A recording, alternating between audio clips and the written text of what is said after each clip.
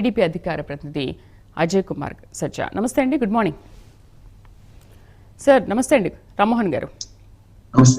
రామ్మోహన్ గారు, ఏంటి వైసీపీ నిన్న జరిగిన పిఎస్సి మీటింగ్లో ఒక యాప్ని మేము రూపొందిస్తున్నాము, వెంటనే యాప్ని కూడా మేము రిలీజ్ చేస్తాము. ఇందులో ఎవరికి ఎటువంటి అన్యాయం జరిగింది, ఎవరు ఏం చేశారు, ఎవరు వేధింపులకు గురయ్యారనే విషయాలన్నీ కూడా అందులో పొందుపరచాలి, మేము వచ్చాక వాళ్ళ మీద చర్యలు తీసుకుంటామని అంటున్నారు. అసలు ఏంటి ఈ యాప్లన్నీ కూడా నిజంగా పనిచేసేవి అంటారా? శ్రీదేవి గారు, మీకు అట్లాగే అజయ్ గారికి ప్రేక్షకులు నమస్కారం.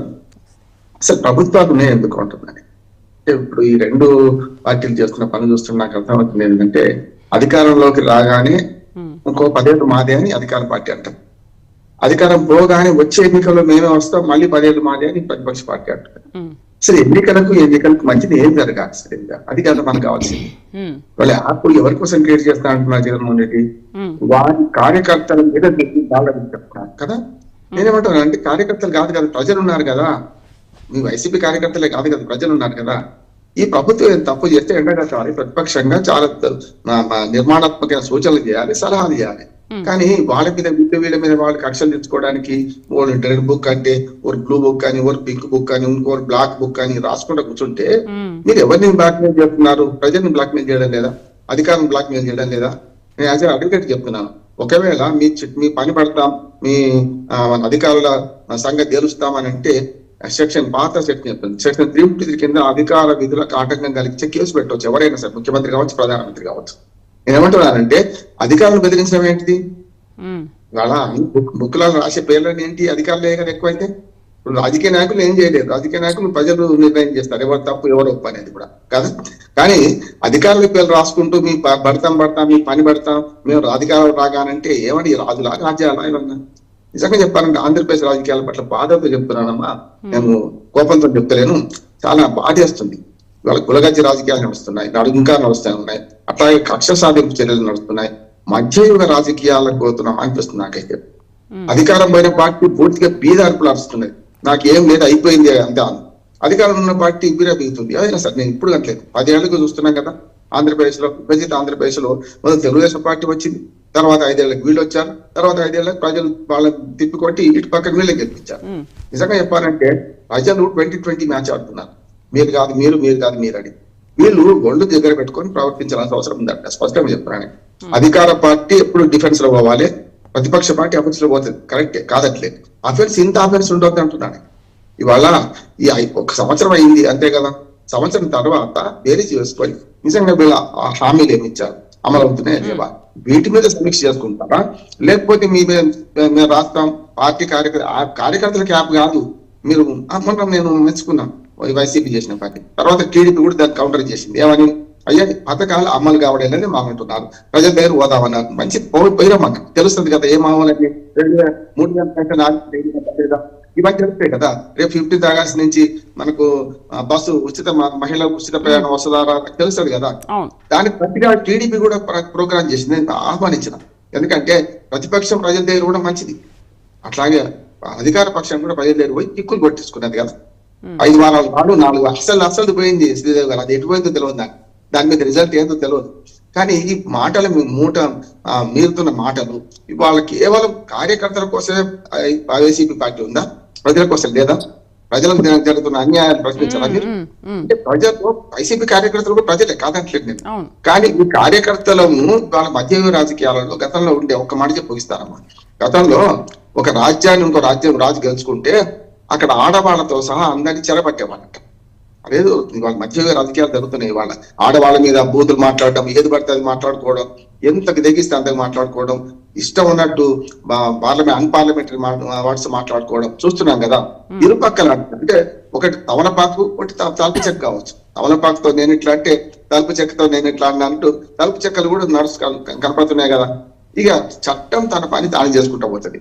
కానీ ముఖ్యంగా యంత్రాంగం, పోలీస్ యంత్రాంగం కానీ అధికార యంత్రాంగం కానీ, నా ఉద్దేశం ఆంధ్రప్రదేశ్ లో ఉన్న అధికార యంత్రాంగాన్ని నాకు విజ్ఞప్తి చెప్తున్నాను, అయ్యా మీరు స్వామి కంటే స్వామిభక్తి చూపించకండి. ఎప్పుడైనా సరే ఆ జగన్మోహన్ రెడ్డి కావచ్చు, చంద్రబాబు నాయుడు గారు కావచ్చు, మీరు రాజు కంటే రాజభక్తి చూపించకండి. జైలు పోయేది మీరే, ఇంకెవ్వరు పోరు. రాజకీయ నాయకులు మంచిగానే ఉంటారు, వాళ్ళంతా బాగానే ఉంటారు, కానీ పోయేది మీరే. గతంలో రాజశేఖర రెడ్డి గారు ఆయన నుంచి మొదలు పెట్టి ఇప్పటిదాకా చూడండి, అంత ముందు కూడా చెప్తాను నేను. ఎప్పుడైనా రాజకీయ నాయకులు ఎక్కడ సంతకాలు చిక్కరు, ఎక్కడ కూడా మేము చేయమని చెప్తే చేస్తామని అంటారు కానీ చేయరు. కనుక అధికారులు ఒళ్ళు దగ్గర పెట్టుకుని ప్రవర్తించాల్సింది అంటే, అధికారంలో ఉన్న పార్టీ ఏం చెప్తా చేయకండి. లీగల్ గా ఐపీఎస్ ఐఏఎస్ ఎందుకున్నారు, ఐఆర్ఎస్లు కాదు కదా, వాళ్ళకు చట్టపరంగా అధికారం ఉంది. ఇక్కడ కాకపోతే కొద్దిగా పనిచేస్తారు, ఏముంది, కేంద్ర సర్వీసులకు వెళ్ళిపోతారు, నష్టం ఏముంది. కానీ వాళ్ళు చెప్పినట్లు అట్లా ఆడితే రేపు జైలు పోయేది మీరే పోతున్నారు కదా, చూశాం కదా. మొన్న ఎంతమంది జైలు పోయారు, అంతకుముందు ఎంతమంది జైలు పోయారు. అందుకనే ఈ రెండు పార్టీలు విజ్ఞప్తి చేస్తున్నారు, దయచేసి ఇంకొక 4 ఏళ్ళు ఉన్నాయి ఎలక్షన్స్, ఇప్పుడు కాదు 2029, 3.5 ఏళ్ల తర్వాతనే వస్తాయి ఎలక్షన్ కదా. ఈ 3.5 ఏళ్ల దాకా ప్రభుత్వం పని చేసుకొనియండి. అక్కడ పొరపాటు జరిగితే నిర్మాణాత్మక ప్రతిపక్షంగా మీరు దాన్ని విమర్శ చేయండి, ఎవరు వద్దన్నారు. కానీ డైరీలు రాసుకోవడం, బుక్కులు మెయింటైన్ చేయడం, అధికారులు భరతం పడతా అనడం, ఇవి సరైనది కాదు. నిర్మాణాత్మక ప్రతిపక్షంగా జగన్మోహన్ రెడ్డి గారు నా విజ్ఞప్తి ఏంటంటే, అయ్యా మీరు అసెంబ్లీకి ఇవ్వండి, 11 మంది ఉండొచ్చు, 11 మంది 111 మందితో సమానం ఎందుకు కావద్దు. నిర్మాణాత్మక విమర్శ చేస్తే అసెంబ్లీ సాక్షిగా రికార్డులకు పోతుంది కదా. మీరు 5 ఏళ్ల తర్వాత చెప్పుకోవడానికి నేను మాట మాట్లాడినా, ఇవాళ ఇది జరిగిందా లేదా అని అడగడానికనే ఉంటది కదా. మీరు బయట మాట్లాడితే, ప్రెస్ లో మాట్లాడినా లేకుంటే బయట మాట్లాడి గాలి పోతాయి ఆ మాటలు. మీరు అసెంబ్లీ సాక్షిగా ఏది మాట్లాడినా, అది అధికార పక్షంగా ప్రతిపక్షం, అవి నిలబడతాయి అంటున్నాను. అందుకని ఆంధ్రప్రదేశ్ లో రెండు ప్రధాన రాజకీయ పక్షాలకు, మిగతా వాటికి ఉనికి లేదు, ఒక్క సీటు కూడా రాలేదు. కనుక ప్రధానంగా అధికార పక్షం, ప్రతిపక్షం. మేము అధికారంలోకి వచ్చిన వీళ్ళు విరవేగొద్దు, అధికారం పోయింది అని మేము ఏది పడితే మాట్లాడవచ్చు, ఏది పడితే చేయొచ్చు అని వాళ్ళు అనుకోవద్దు. ఇప్పటికీ ఆ పరుషమైన మాటలు మానుకొని నిర్మాణాత్మక సూచనలు ఇస్తే ప్రజలు కూడా ఆహ్వానిస్తారు, ప్రజలు సంతోషిస్తారు. ప్రజలు అయితే సంతృప్తిగా లేరు, రెండు పక్షాల పట్ల కూడా ఈ మాటల తూటాలు విడుచుకోవడంతో సంతృప్తిగా లేరు. దయచేసి మీ రాజకీయాన్ని పక్కన పెట్టి ఆంధ్రప్రదేశ్ సర్వతోముఖాభివృద్ధికి కృషి చేయండి. పోలవరం నిర్మించుకుందాం, అమరావతి పూర్తి స్థాయిలో నిర్మించుకుందాం. పొద్దు లేదు, పొలం లేదు. సరిగ్గా 3.5 ఏళ్లలో ఈ రెండు కాకపోతే మళ్ళీ ఆంధ్రప్రదేశ్ భవిష్యత్ అయోమయంగా మారుతుంది.